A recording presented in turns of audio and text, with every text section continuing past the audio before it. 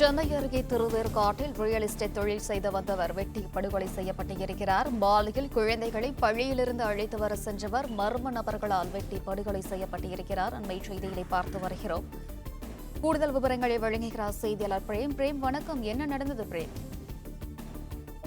சென்னை அருகே திருவேற்காட்டில் பிள்ளைகளை பள்ளியில் இருந்து அழைத்து சென்ற நபரை மர்ம நபர்கள் வெட்டி படுகொலை செய்யப்பட்டு சம்பவ இடத்திலே அவர் இறந்து போனார். அது குறித்து தான் இந்த செய்தி. அதாவது திருவேற்காட்டை சேர்ந்த சிவகுமார் என்பவர் ரியல் எஸ்டேட் தொழில் செய்து வந்தார்.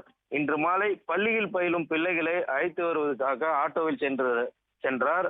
அப்பொழுது திருவேற்காடு எடுத்த கோலடியில் ஆட்டோவை நிறுத்திவிட்டு இயற்கை கழிக்கும் போது பின்தொடர்ந்து வந்த மோட்டார் சைக்கிள் இரு நபர்கள் தரமறையாக வெட்டி படுகொலை செய்த அவர் சிவகுமார் சம்பவ இடத்திலே உயிரிழந்தார்.